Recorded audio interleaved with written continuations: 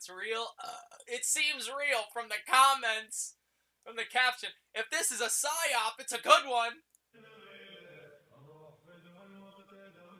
Holy shit.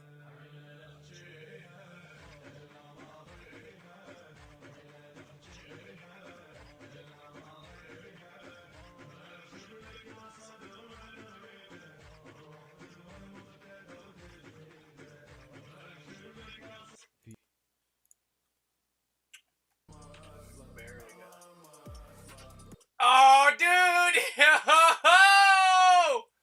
Is this real? Is it real? Is it real? What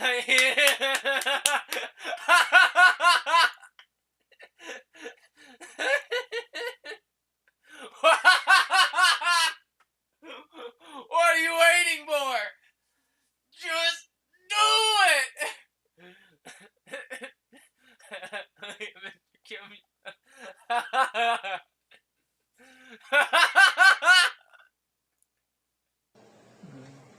Dude, the algorithm was 2026 checkpoint fact. Kim Jong-un warned he could destroy the South on February 25th. Fiction. North Korea. Aw, dang. They got me. They got me. Busy building nuclear submarines. Okay, okay. Oh, viral headline. Oh, archive. He got me. He got me. Get out of here. Oh, god damn it. Japan is transforming. Footsteps into electricity.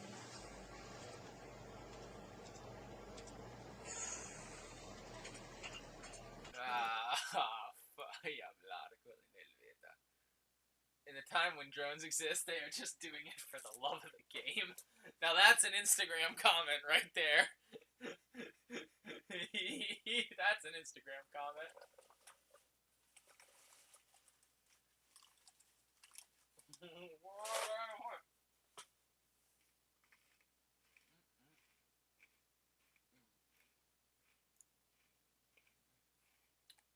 Iranians will take over. Now they understand why American government is an imperialist, vicious government, and a government that attacks other countries and kills little children. They understand they are fighting the Epstein class that either rape little girls or bomb little girls. Iranians will take over. Now they understand why American government is an imperialist, vicious government, and a government that attacks other countries and kills little children. They understand they are fighting the Epstein class that either rape little girls or bomb little girls. Iranians will take over.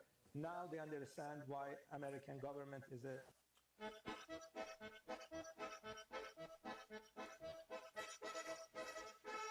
swear Iran was just here. Stop playing.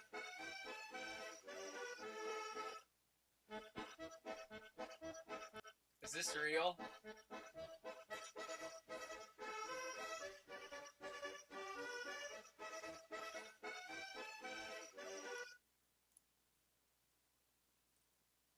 If I were Iran, where would I be? Which way's Iran? Dude, I can't tell what's real and what's not.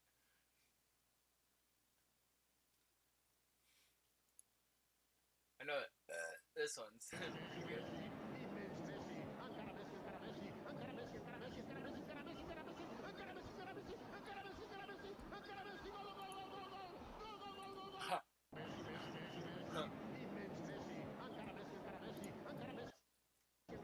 This dangerous aircraft just took its first test flight today, and everyone needs to know.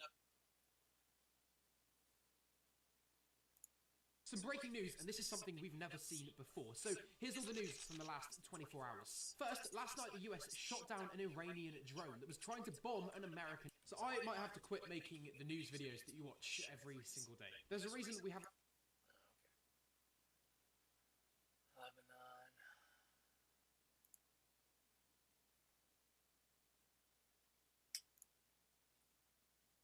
This is old.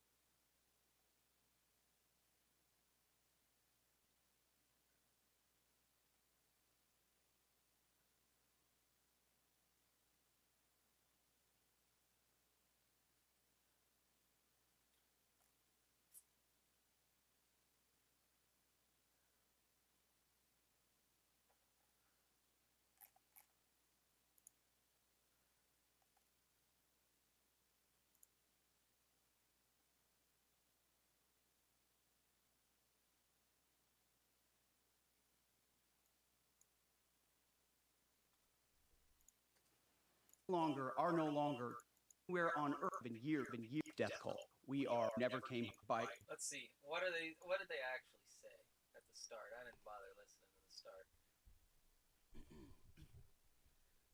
Well, good morning.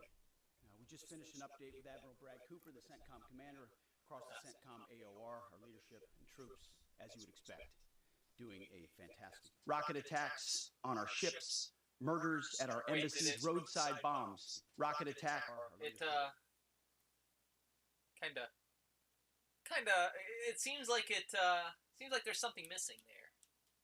Am I tweaking? Just finished an update with Admiral Brad Cooper, the CENTCOM commander, across the CENTCOM AOR, our leadership and troops, as you would expect, doing a fantastic rocket attacks on our ships, murders at our embassies, roadside bombs in Iraq and Afghanistan, funded and armed by Iranian Quds Force and IRGC killers.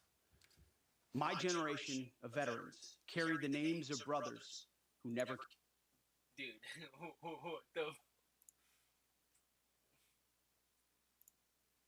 let's see if we can get history. For 47 long years, the expansion... What the hell? Does everybody cut out the beginning? Cause he's a fucking retard? Come on. Full video. Don't lie. Lie to me! No, this is Well, good morning.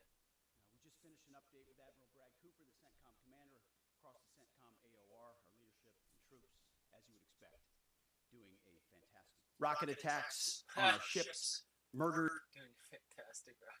That's hilarious, honestly.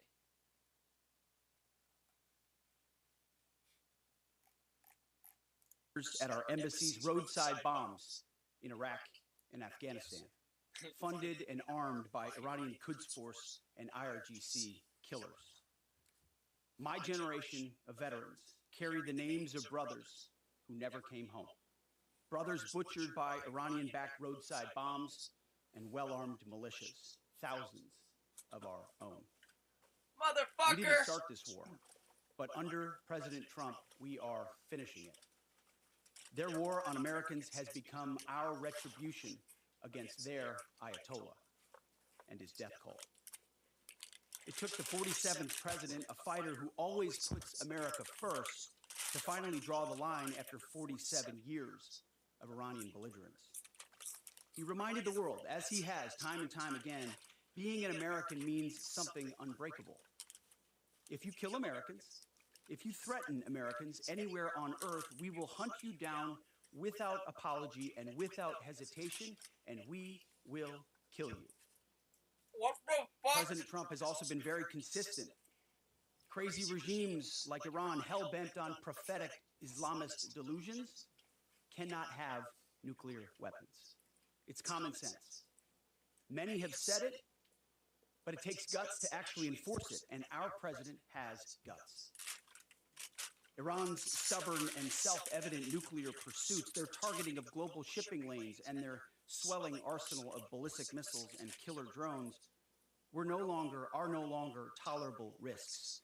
Iran was building powerful missiles and drones to create a conventional shield for their nuclear blackmail ambitions. Let me say that again.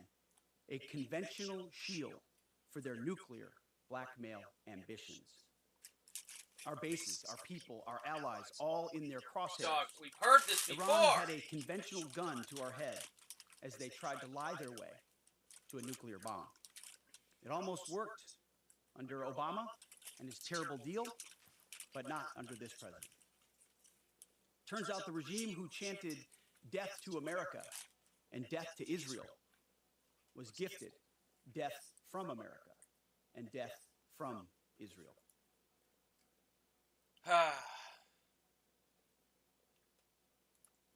This is not a so-called regime change war, but the regime sure did change, and the world is better off for it. Today, in their desperation, the enemy is unmasked, as Iranian missiles and drones rain down indiscriminately on the hotels, airports, apartments, and other civilian targets of their neighbors. Cowardly terrorist tactics from a regime that for decades has trafficked in cowardly terrorist tactics, lies, death, and destruction to this day. The Iranian leadership has built nothing except proxies and missiles and drones and deeply buried nuclear factories and facilities. Peaceful nuclear ambitions do not need to be buried underneath mountains.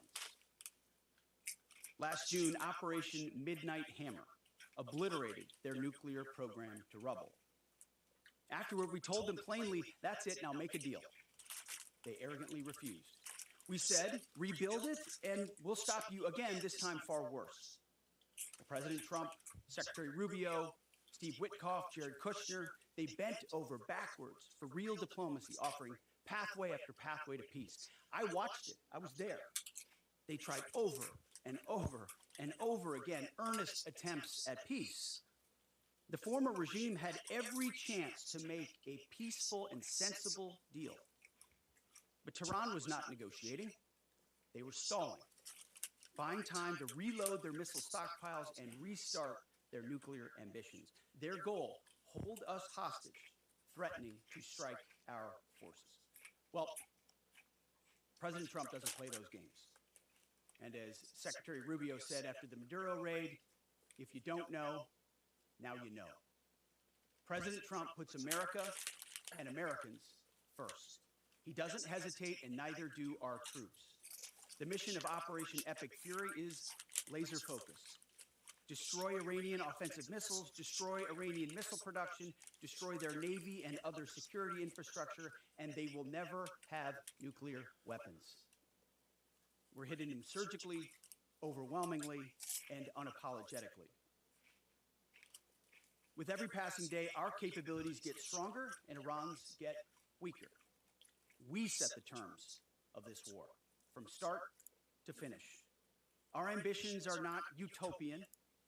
They are realistic, scoped to our interests and the defense of our people and our allies. Speaking of people, we hope the Iranian people take advantage of this incredible opportunity. President Trump. What you should say now is, speaking of people, we got 570 dead.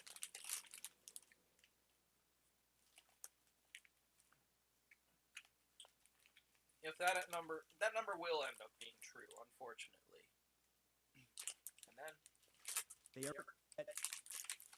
With every passing day, our capabilities get stronger and Iran's get weaker. We set the terms of this war, from start to finish. Our ambitions are not utopian. They are realistic, scoped to our interests and the defense of our people and our allies. Speaking of people, we hope the Iranian people take advantage of this incredible opportunity. President Trump has been clear, now is your time. To Iranian security forces, choose wisely. President Trump has also been clear about your fate in either direction. To the media outlets and political left screaming endless wars, stop. This is not Iraq. This is not endless. I was there for both. Our generation knows better, and so does this president. He called the last 20 years of nation-building wars dumb, and he's right. This is the opposite. This operation is a clear, devastating, decisive mission. Destroy the missile threat, destroy the Navy, no nukes. Israel has clear missions as well, for which we're gonna there's gonna be goddamn nukes, and we better nuke Israel, dog. We are grateful. Come on. Capable partners, what? As we've said, for which Navy, no nukes. Israel has clear missions as well, for which we are grateful. Capable partners, as we've said since the beginning, capable partners are good partners. Unlike so many of our traditional allies who wring their hands and clutch their pearls, hemming and hawing about the use of force. America, regardless of what so-called international institutions say, is unleashing the most lethal and precise air power campaign in history. B-2s, fighters, drones, missiles, and of course, classified effects. all on our terms, with maximum authorities. No stupid rules of engagement, no nation-building quagmire, no democracy-building exercise, no politically correct wars. This is him admitting to every single war crime except nuking. Those poor bastards. Democracy-building exercise. No stupid rules of engagement, no rules! No rules! No stupid rules of engagement, no nation-building quagmire, no democracy-building exercise, no politically correct wars. We fight to win, and we don't waste time or lives. As the president warned, an effort of this scope will include casualties. War is hell, and always will be. A grateful nation honors the 4 Americans we have lost thus far and those injured. The absolute best of America. May we prosecute the remainder of this operation in a manner that honors them. No apologies, no hesitation, epic fury for them and the thousands of Americans before them, taken too soon by Iranian radicals. Oh my God. Before I turn it over to General Kane for the So it's a operational revenge update, war? Oh no! Oh no! Oh no, oh no! This motherfucker's just personally mad! Oh no!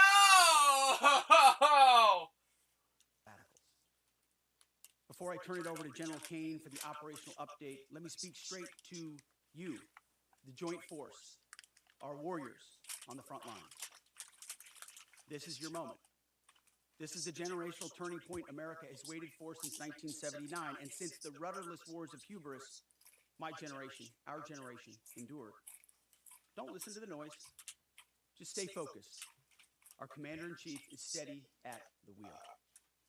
We face a determined enemy, but you are better. But we must prove it every single day. History doesn't care if we're tired, if we're scared, or if the fight feels big. It demands warriors who rise anyway.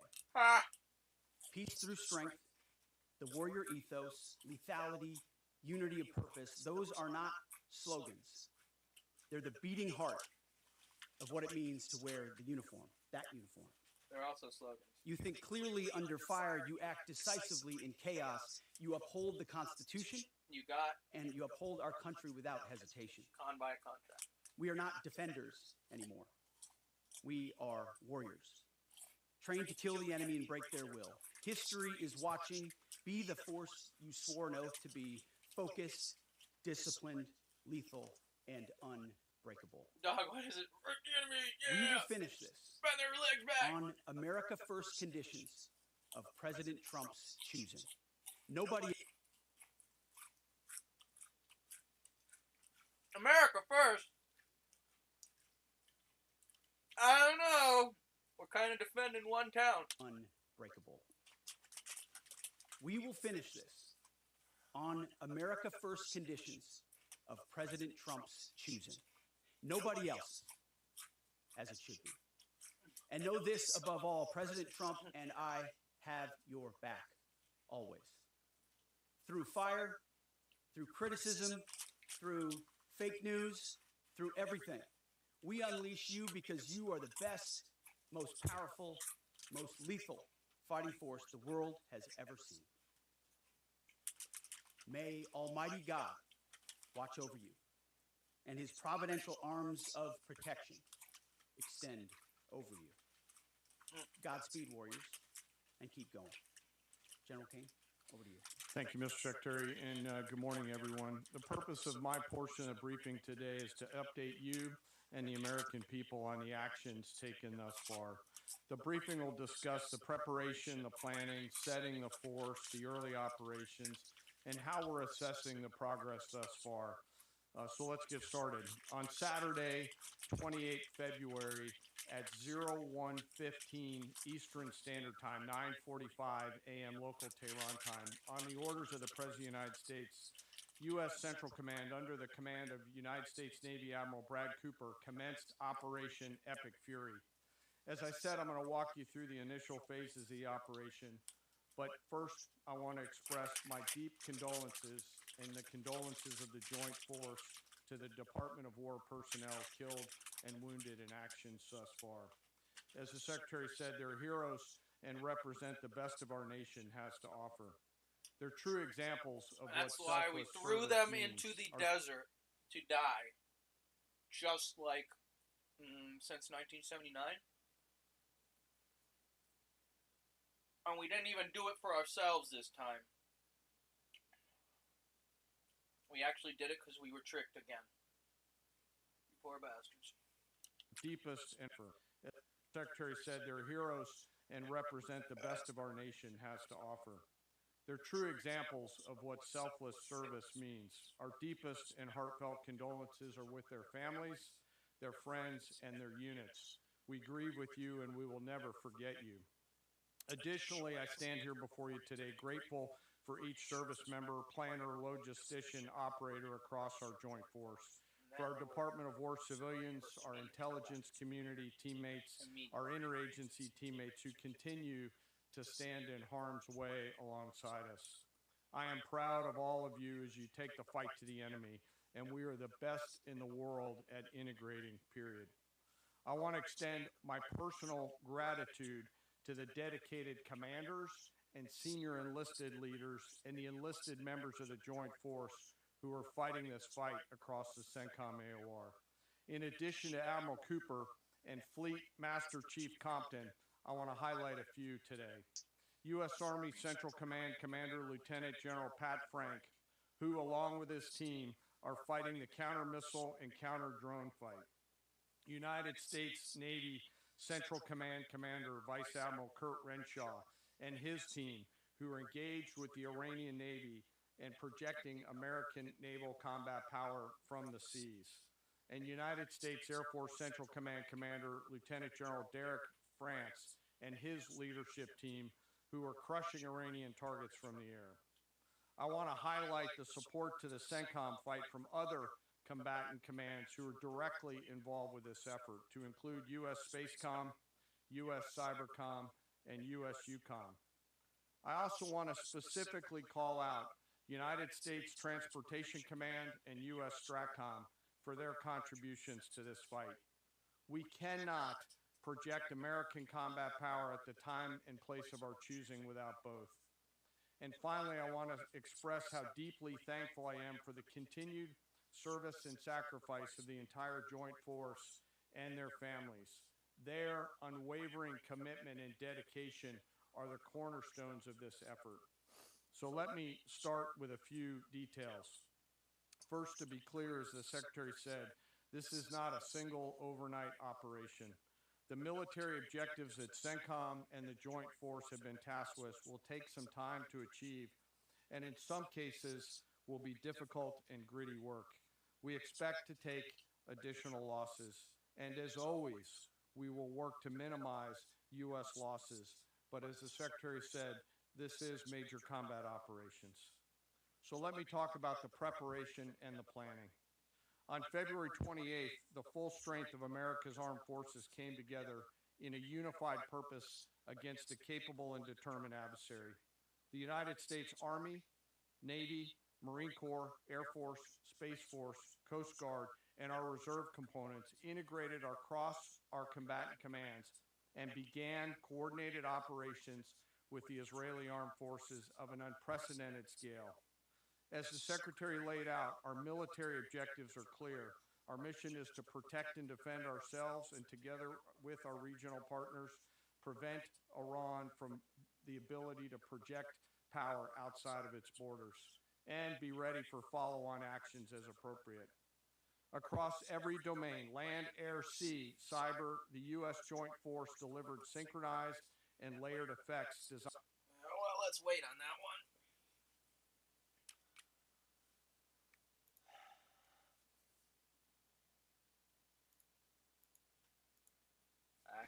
So before we begin this important ceremony, and there's no ceremony that can be much more important than this, let me provide a brief update on Operation Epic Fury.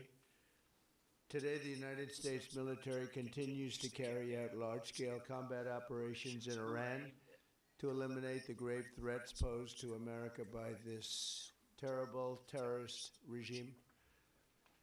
Following our obliteration of Iran's nuclear program in Operation Midnight Hammer a short while ago, we warned Iran not to make any attempt to rebuild at a different location because they were unable to use the ones we so powerfully blew up. But they ignored those warnings and refused to cease their pursuit of nuclear weapons. In addition, the regime's conventional ballistic missile program was growing rapidly and dramatically, and this posed a very clear, colossal threat to America and our forces stationed overseas. The regime already had missiles capable of hitting Europe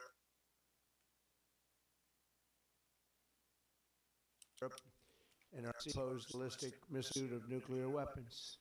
In addition, the regime's to rebuild a short while ago its nuclear program in Operation following our obliteration of Iran's nuclear program in Operation Midnight Hammer a short while ago.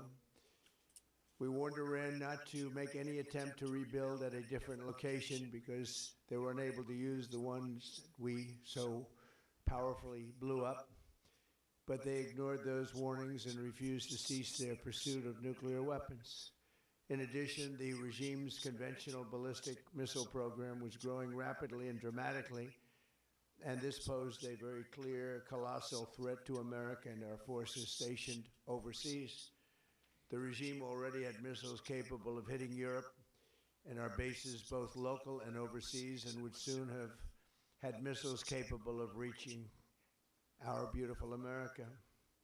The purpose of this fast-growing missile program was to shield their nuclear weapon development and make it extraordinarily difficult for anyone to stop them from making these highly forbidden by us nuclear weapons. We were the ones that were complaining. We were the ones that wanted it stopped, but everybody was behind us. They just didn't have the courage to say so. An Iranian regime armed with long-range missiles and nuclear weapons would be an intolerable threat to the Middle East, but also to the American people. Our country itself would be under threat, and it was very nearly under threat. I was very proud to have knocked out the Iran nuclear deal by President Barack Hussein Obama. That was a horrible, horrible, dangerous document. They would have had nuclear weapons 3 years ago, and they would have used them. But I'll not let that happen. For almost 47 years, this regime has been attacking the United States and killing Americans. Every time you see someone with missing arms and legs or a face that's been absolutely shattered violently, it was almost certainly caused by an Iran roadside bomb.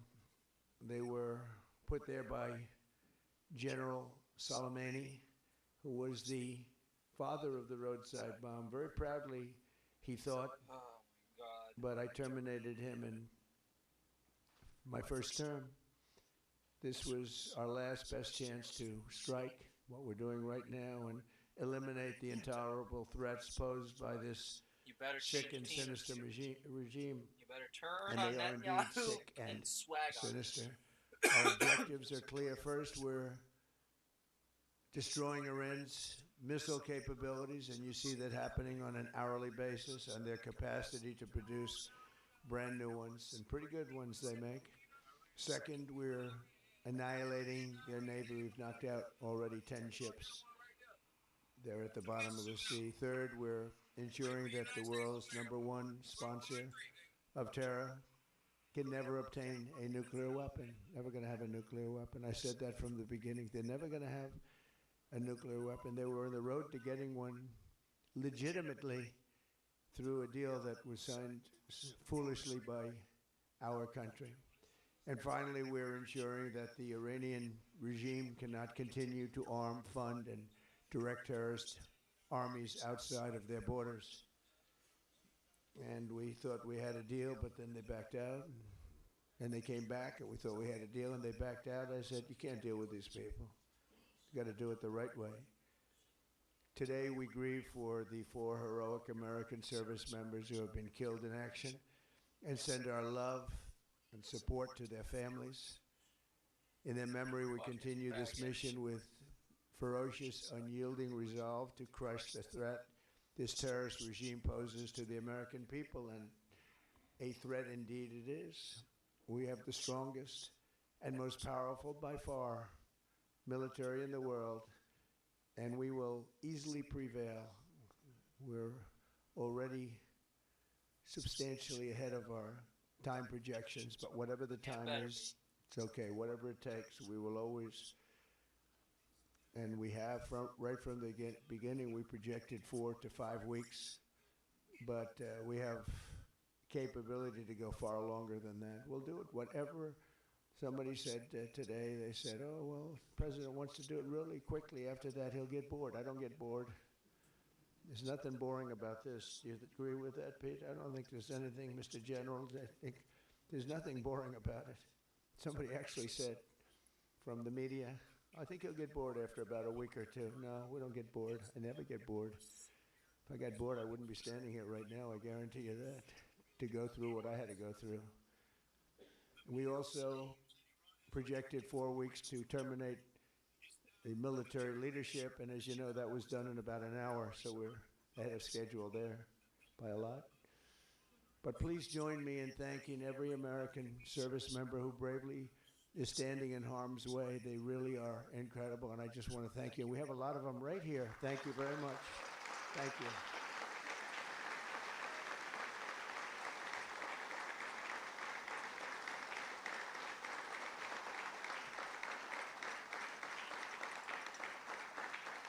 Thank you, everybody. We have a lot of great service members here with us, too, in this beautiful building. Isn't it beautiful?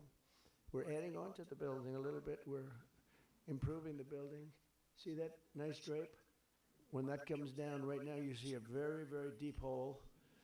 But in about a year and a half from now, you're going to see a very, very beautiful building. And there's your entrance to it right there. In fact, it looks so nice, I think I'll save money on the doors, because it can't get more beautiful than that. I picked those drapes in my first term. I always like gold, but I think we can save a lot of money. I just saved curtains, but and it'll be spectacular. What's he fucking talking the about? Most beautiful ballroom. I believe it's because I built many a ballroom. I believe it's going to be the most beautiful ballroom anywhere in the world. And when you hear all that hammering out there, you know why the First Lady is not thrilled exactly. She said, will the pile drivers ever stop? You know, they go from 6 in the morning till 11:30 in the evening. Can you imagine? Here? You know what? To me, that's a beautiful sound. She doesn't like it. I love it. You know what? To me, other than here, because we're donating it, not a penny to the taxpayer. It'll be under budget, ahead of schedule. It'll be $400 million or less. Most people say 400 million or more. It'll be less. But when I hear that sound, that beautiful sound behind me, it means money, so I like it. But my wife isn't thrilled. She said, this is getting crazy.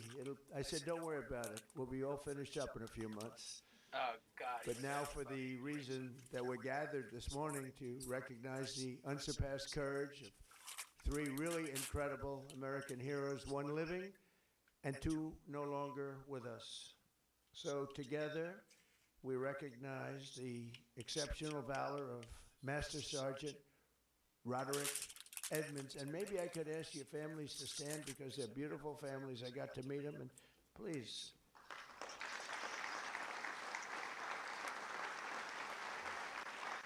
Wallace and Command Sergeant Military Buzz. He came incredible. General Kane, I said, very true. He's a great guy. And Tom can't have a better representative. Tim, so will be a stand-up, Tom. What a job. 0 people coming in. We had, I would be a stand-up today here, but I'm not going to go through it because we have far more important people to honor today. Oh, we have Tom Homan. I got to at least mention Tom Homan. I would be a stand-up, Tom. What a job. 0 people coming in.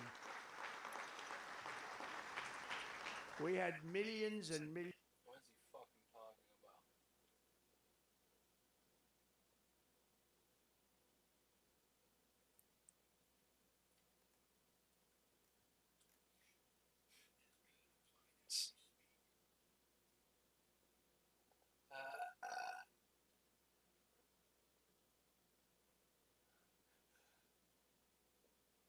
millions of people pouring into our country now that, I mean, I'm not even sure I can believe this number is zero, but it is given out by Democrats from the left, and they're rated for the last 9 months. We had 0 people come illegally through our border. Right, Tom? So I want to thank you very much. And young, he barked at Roddy. They cannot all be Jews, he screamed loud and again. What the fuck? So He's telling a fucking Jew story? Are you kidding me? I'm skipping around the fucking story. Oh, dude. Alright, let's hear the Jew story. Let's hear the fucking Jew story. Let's hear the goddamn Jew story.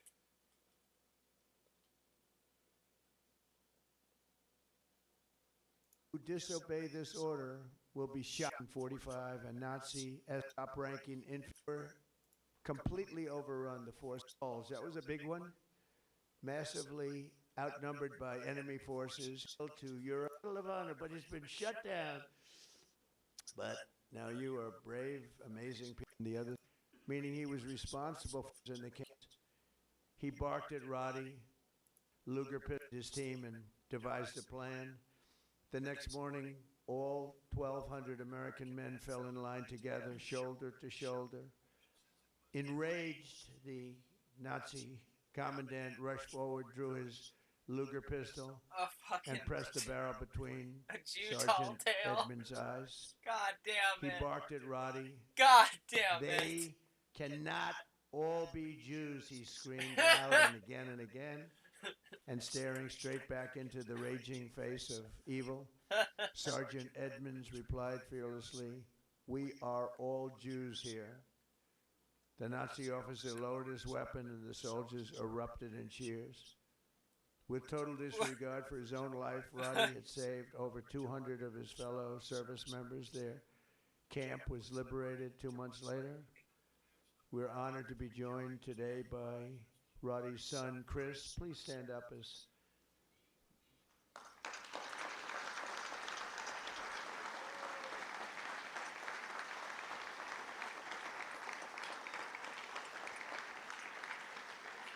thank you, Chris. Today your father gets the honor he so courageously earned. And really amazing, right? It's an amazing story. Congratulations to the family of Master Sergeant Roddy Edmonds. The next two we recognize today served in the 1st Battalion, 28th Infantry Regiment of the 1st Infantry Division, better known as Big Red 1. Do you know about that, Pete? Right? Command Sergeant Major Terry Richardson, we are honored to have you with us. On September 12, 1968, 102 brave men of Terry's Alpha Company were asked with securing Hill 222 deep behind the enemy's line in Vietnam. They didn't know it at the time, had no idea, but the area was totally infested with nearly 300 enemy bunkers and many enemy soldiers. I don't need any more far outnumbered times the exploding the top. This room, Norm Meyer and warrior of world regiment, soldier without hesitation. Dude, he doesn't talk about the war at all.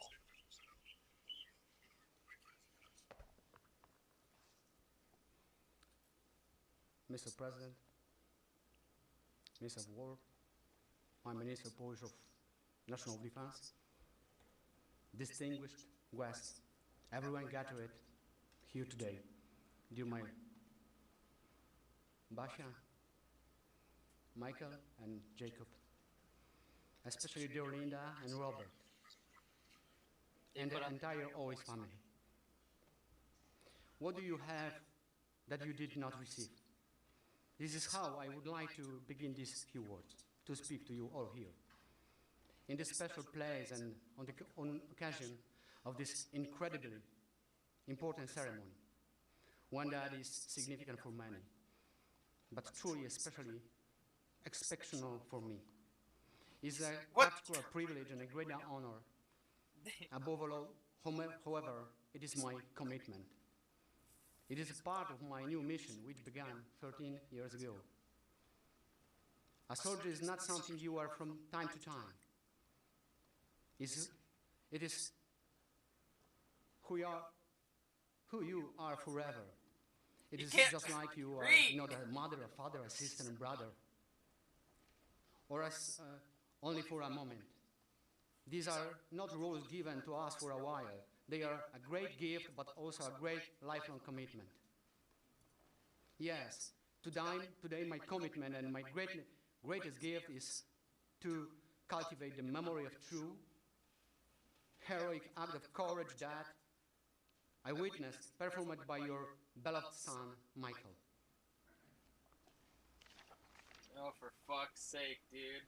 Please forgive me if my words have not fully captured what I truly feel today. However, sometimes words are simply not enough. I'm deeply moved, happy, and grateful to God for my service, for my parents, for my family, for my beloved homeland Poland, for my second family from a stated island, and for my second homeland America. God bless you all. I'm thankful. My family, my Eskimo family. Oh, they don't know about each other. My real family, my Eskimo family.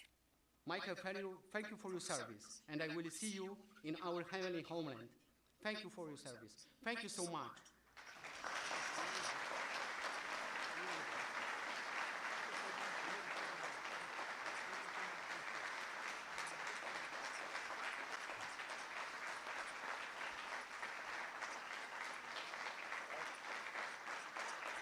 That was eerie.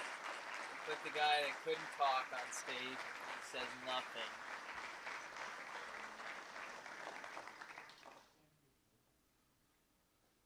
And Carol is joined by his wife and their two wonderful sons, Jacob and Michael. Michael is named after the American hero who saved his father's life.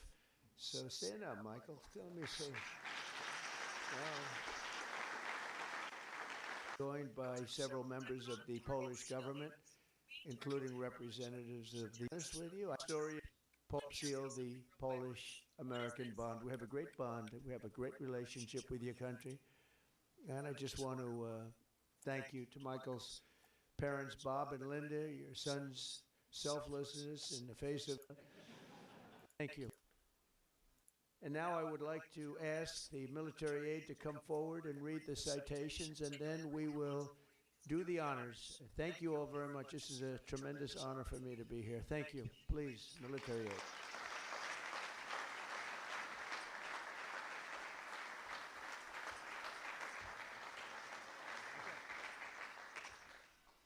Chris Edmonds, accepting on behalf of his father, Master Sergeant Roderick W. Edmonds.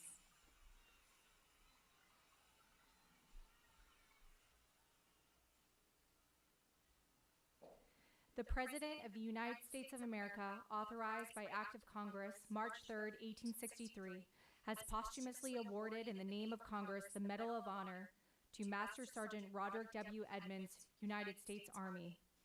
Master Sergeant Roderick W. Edmonds distinguished himself by acts of gallantry above and beyond the call of duty from January 27, 1945 to March 30, 1945 as a prisoner of war in Germany.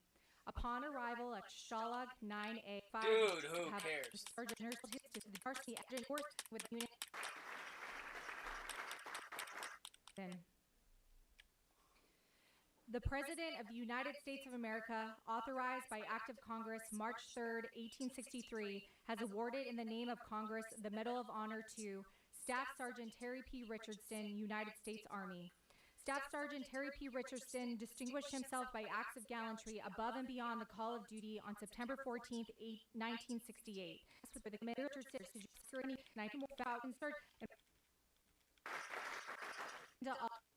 by act of reading, he moved towards with all fire. All is fired on the insurgent and incompetent in the United States Army.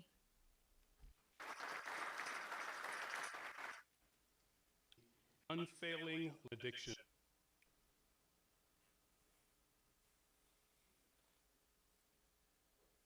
Ladies and gentlemen, please bow with me as we give the benediction. eternal God, The fuck's the our benediction? unfailing Like an light egg? in every darkness, Benedict? the rock on which we stand. Get the fuck out of here. As we depart this place of honor, may the courage of these heroes be our example, righteousness our choice, and hope in you our guiding light. We especially ask for your protection over our military service members who are protecting the interests of our nation at this very moment. And Heavenly Father, grant us the will to do justly, to love mercy, and to walk humbly before you. In your holy name we pray. This will defend. Amen.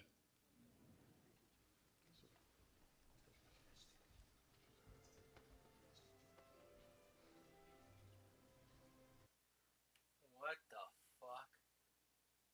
I don't know.